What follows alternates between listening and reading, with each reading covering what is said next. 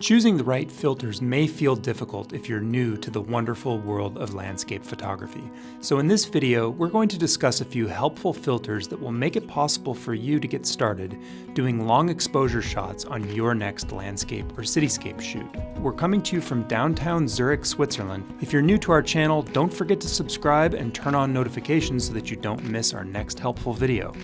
Okay, let's dive into it. I have 4 pieces of glass to show you, and I have nicknames for them. I call my lightest filter sunglasses, and then I've got dark, darker, and the eraser. All of them are what's referred to as neutral density filters, meaning that they have a neutral effect on the scene, apart from reducing the amount of light which is present. Let's start with sunglasses. I call it that because that's how dark it looks when I hold it up to the light. This filter reduces the light entering the lens by 2 stops.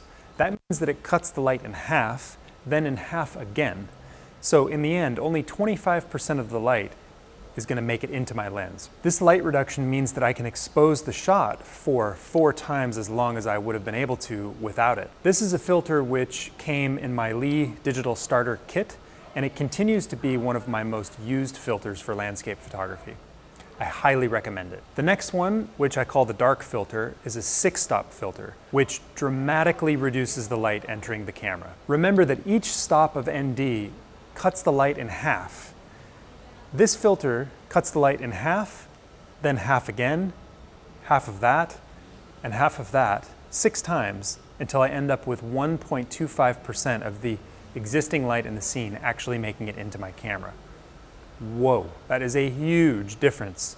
These next 2 are really extreme, and I rarely use them actually. Darker is a 10-stop filter, which reduces the amount of light to 0.1% of what's actually present in the scene, which is pretty incredible. This allows us to shoot with a shutter speed which is 10 times longer than we would have been able to shoot with had we not used a filter. This filter really only comes out when I have lots of light on my scene. Middle of the day, bright sunny conditions.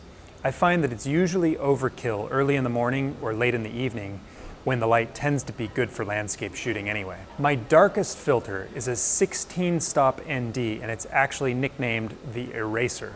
I call it that because it reduces the light to only 0.001% of what would come through had I not put the filter in front.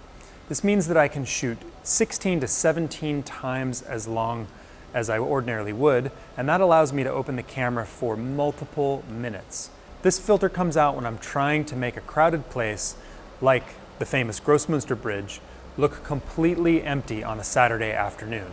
Because the people don't stay in place long enough to record on my image, they actually vanish altogether. When I'm working with this one, I have to be extremely careful with my tripod handling to ensure that nothing transfers sharpness-killing vibrations to the camera during that time. Now, if you ask me which one of these filters I recommend to start out with, it would certainly be sunglasses and the 6-stop filter. These 2 are far and away the handiest NDs that I own. The 2-stop works great in the mornings and in the evenings, when I'd prefer to be doing landscape photography anyway. It's also a great tool for adding a little extra time to shots like the one that we did along the forest stream. Anything darker would be overkill in a situation like that. The 6-stop gets me some very long exposure times without taking me into the multiple minute exposures. Multiple minute exposure times add a significant risk to sharpness problems, and it keeps you tied to one place for a longer period of time. These filters are held in place over the lens by a special filter holder which snaps right onto a lens ring, which is screwed directly into the filter thread on the front of the lens. You'll need rings which are exactly sized to the lenses that you plan to do long exposures with. Unfortunately, no one lens ring fits all. If you're wondering what this extra ring is in front of my filter holder, that's a mounting ring for a big polarizing filter.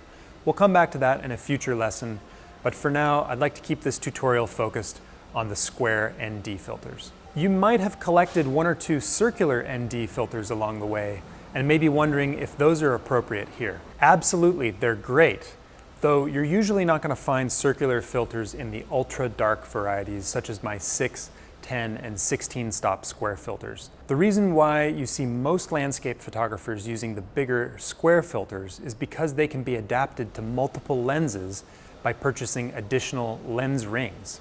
which are much cheaper than buying different sets of filters for each lens. They can also be used in combination with other special filters, such as graduated neutral densities, which we'll cover in another tutorial. You may have also come across something called a variable ND. A variable ND is really made for video applications and won't work well for still photography, unfortunately. The patterns in the glass will actually show up when you shoot with a medium or smaller aperture, which is what you're likely to be doing most of your landscape photography with anyways. So I'd suggest avoiding them for this purpose. You might also be wondering if polarized filters are helpful for a shot like this. Polarized filters usually reduce the amount of light coming into the lens by about 1.5 stops, but they also filter out the polarized light in the scene. In other words, they're not neutral. Don't get me wrong, polarized filters are very, very useful, but for a completely different purpose. They're just not meant for the purpose of achieving longer exposure times. These little buggers are pricey, so I suggest carrying them in a padded bag like this, which conveniently attaches to the tripod for accessing them easily and storing them safely. I just clip mine to the apex of my tripod and keep them handy while I'm shooting. I hope you find that information helpful as you start building out your own landscape filter kit. And we've got a lot more waiting for you where that came from, so head on over to viewfindermastery.com, where we've got full-length tutorials, thoughtful feedback, and a really fun community of photographers that are waiting for you to join in.